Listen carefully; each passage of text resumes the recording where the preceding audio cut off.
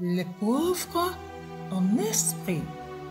Psaume 51, verset 19. Les sacrifices qui sont agréables à Dieu, c'est un esprit brisé.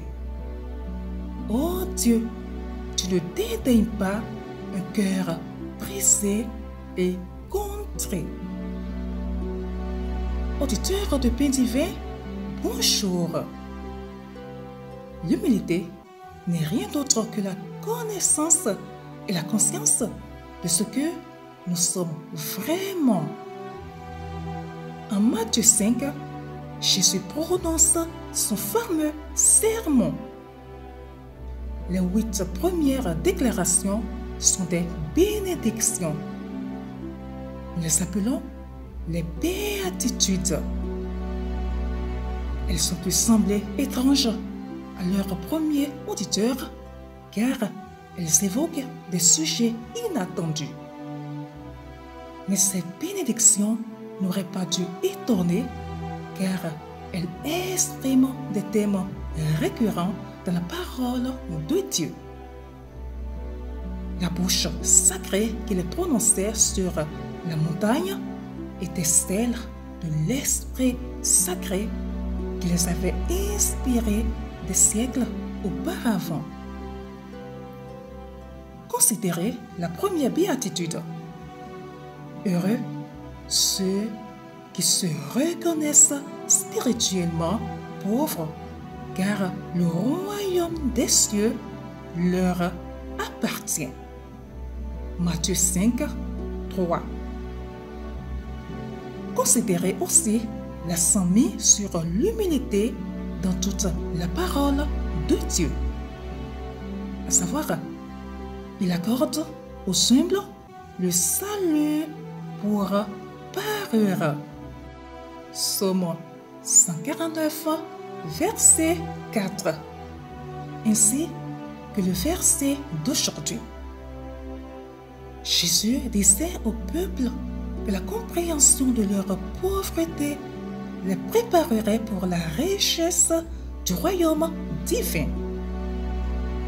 Pour une nation modelée sur la spiritualité des pharisiens, c'était une surprise.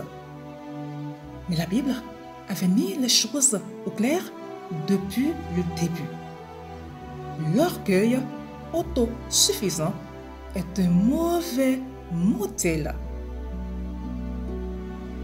L'autosuffisance continue à être un mauvais modèle. Comme dans le jardin d'Éden, l'orgueil tue. Nous n'avons pas été créés pour l'indépendance autonome. Il n'y a rien d'autosuffisant en nous, hormis la possibilité de nous débrouiller plus ou moins bien pendant quelques décennies. Et même là, nous dépendons des ressources divines. Nous avons été créés pour une dépendance absolue. Nous sommes pauvres d'esprit et seul Dieu peut y remédier. Il y a un vide dans le cœur de chaque homme.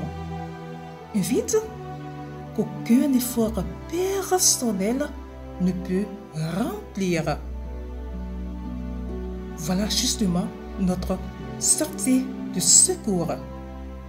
Cessez nos efforts pour remplir ce vide et être simplement désespéré. C'est alors que peut commencer la vie avec Dieu. Ne laissez pas le désespoir vous conduire à un frénétique effort personnel.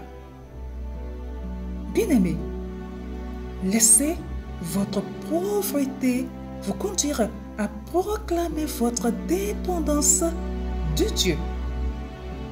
Une telle posture démontre l'absence d'orgueil et nous apporte la bénédiction. Et Dieu répond toujours à ceux qui le cherchent. très bonne méditation à vous. Shalom.